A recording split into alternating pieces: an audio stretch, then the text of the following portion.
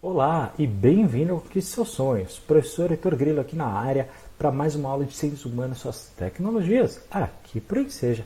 Hoje, olha que assunto legal que a gente vai falar, hein? Sobre o descobrimento do Brasil, né? Vamos falar um pouquinho como é que foi a chegada aqui dos portugueses, dos índios. A sua prova ela tem abordado com uma certa regularidade, uma certa frequência, de uma maneira bem fácil. Então essa aula aqui é bem tranquila para você acertar pelo menos uma ou duas questões que vão surgir na sua prova, tá? Aqui o grau de aprofundamento ele é bem tranquilo, então é só acompanhar as aulas, só anotar que não tem segredo. Esse assunto é bem tranquilo na sua prova.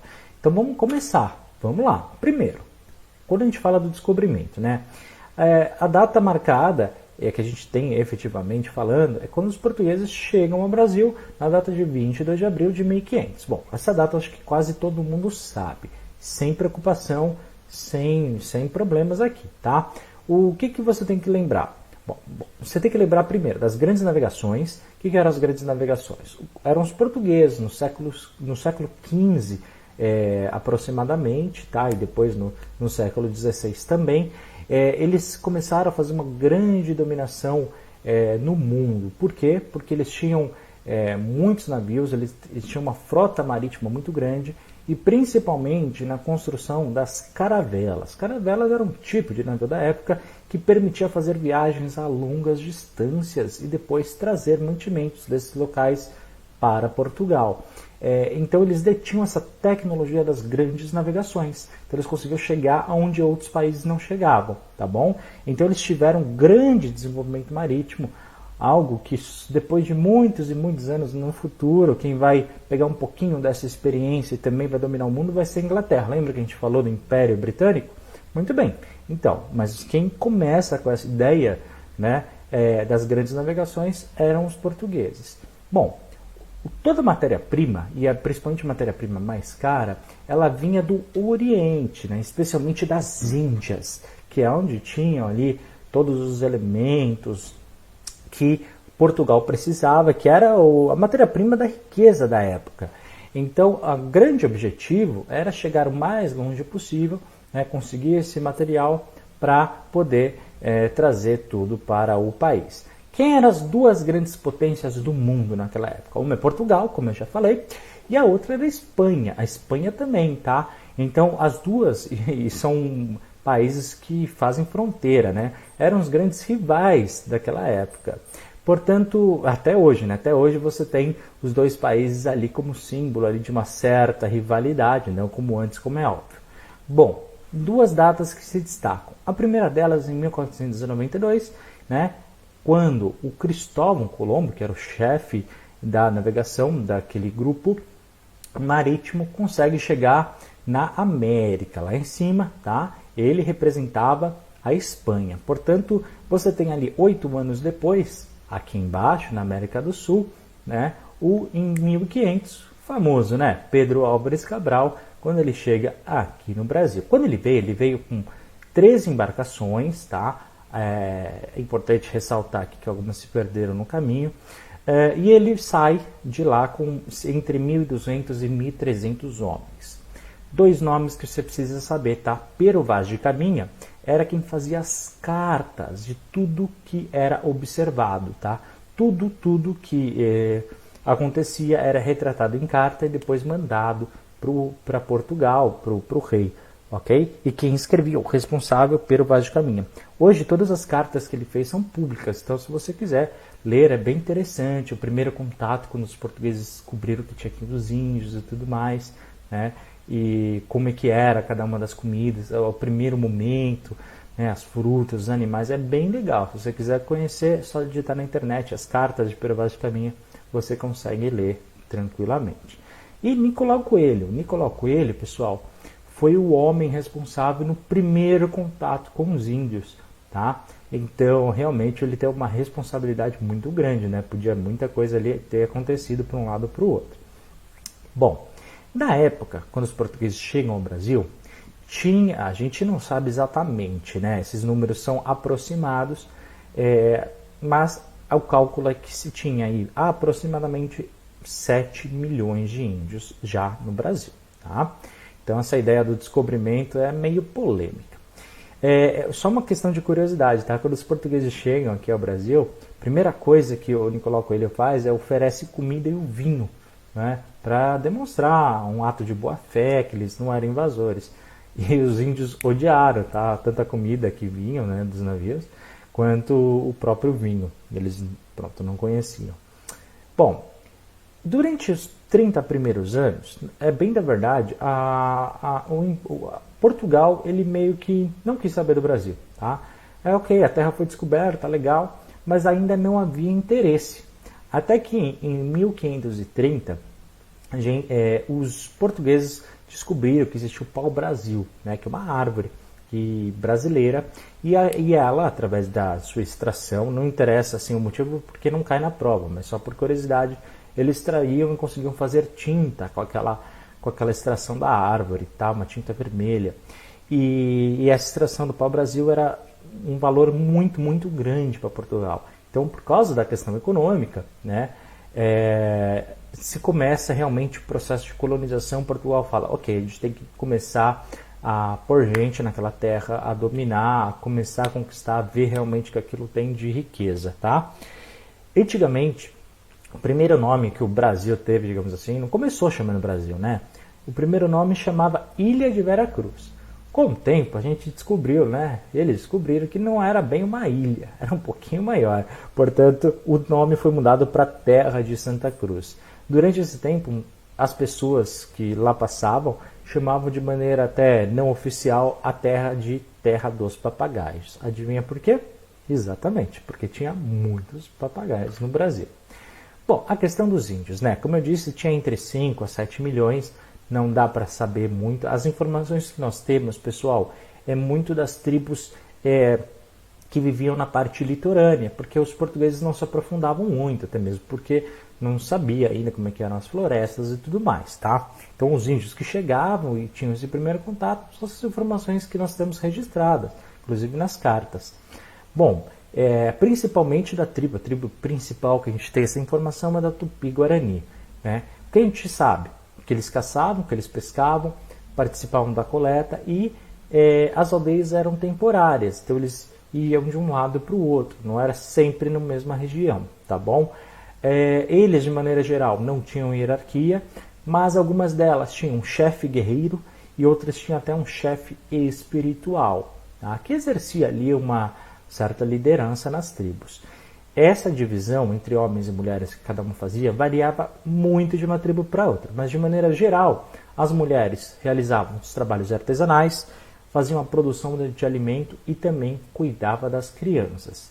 Então, essa ideia que depois meio que se popularizou na sociedade, na verdade vieram dessa formação dos índios, tá?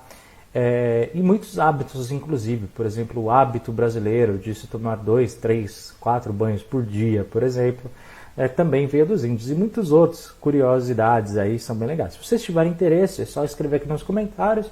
Posso dar uma aula aí específica só sobre os hábitos que os índios têm que nós utilizamos até hoje, tá bom? É só falar aqui embaixo.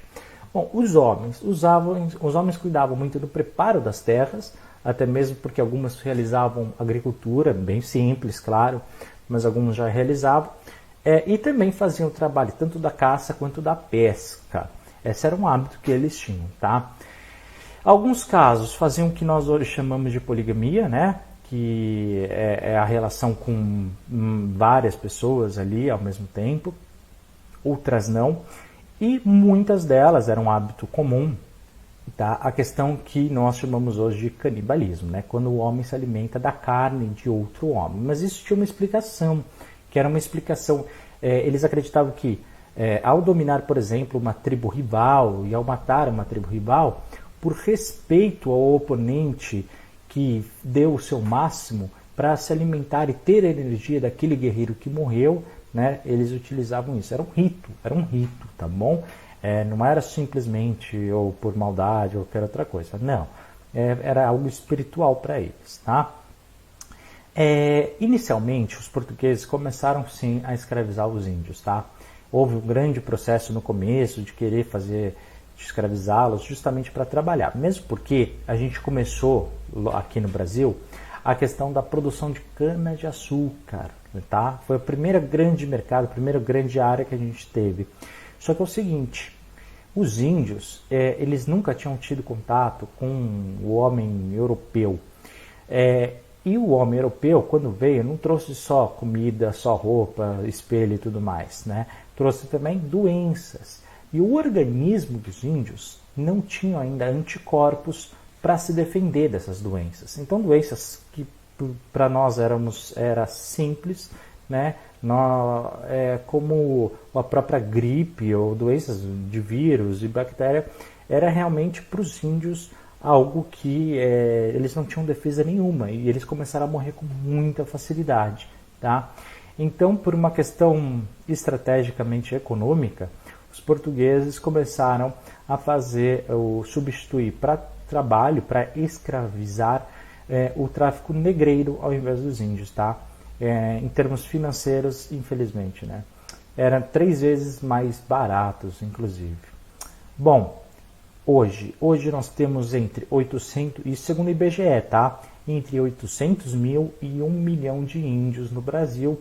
Muitos, claro, são descendentes, outros nem têm mais aquela ligação que tinha antes, mas por uma questão hereditária, eles continuam com essa ligação aos índios, tá bom? Questão da escravatura, isso é um período que é até triste falar sobre isso aqui na aula, mas vamos lá, tem que ser, cai na sua prova, tem que falar. Então ele começa no ano aqui do Brasil de 1530, realmente, tá? No começo, quem fazia esse processo era as próprias tribos africanas, ou seja, uma tribo guerreava com outra lá na África e aquela que perdia acaba se tornando escravo dela. E eles vendiam aqueles escravos entre eles, tá? Existia esse comércio antes lá. Só que depois, né, os europeus, vendo aquele processo, começaram a fazer o tráfico em larga escala pelo mundo. Ou seja, dominar as tribos ou comprar dessas próprias tribos africanas vencedoras, tá? Os negros que lá trabalhavam. Bom, para que eles faziam isso?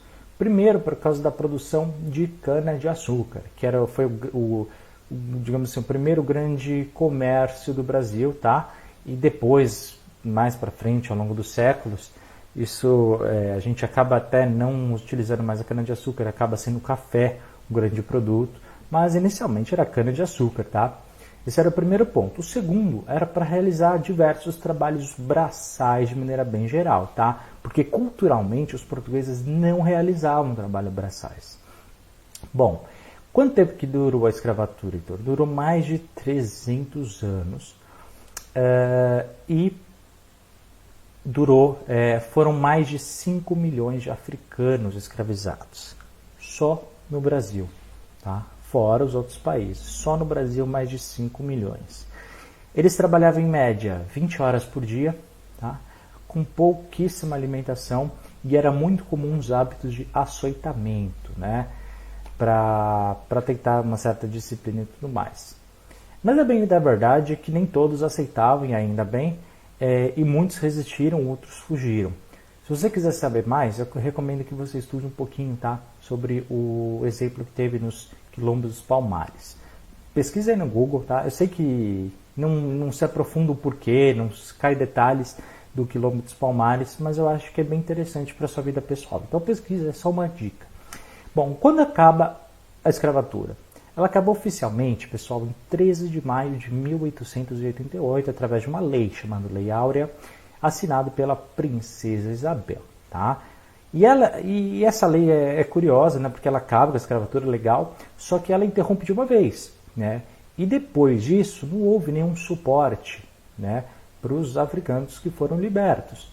E eles simplesmente foram soltos, né? Então, assim, não teve um apoio, não teve uma ajuda, não teve uma... Não, simplesmente foram soltos. A gente está falando, pessoal, de algo em torno aí de 130 anos atrás, pouquíssimo tempo, né? É algo bem curioso para a gente pensar, inclusive, hoje com o racismo que existe no nosso país, né? E toda a questão histórica que tem e tudo mais. É algo a se pensar, tá? Algo a ser refletido. Mas vamos focar aqui na nossa prova do Enseja. Bom, povoamento do território brasileiro, tá? No início, pessoal, bom, os portugueses foram chegando e tudo mais, mas era preciso explorar, lembrando que era tudo, né, floresta, né? A gente não tinha as cidades que a gente tem hoje e tudo mais. Então, para isso, os bandeirantes eram contratados, tá? E eles, ou então eles mesmos iam. E o que eles iam? Eles iam avançando pela floresta, avançando em busca de alguma coisa, tá? Duas coisas eram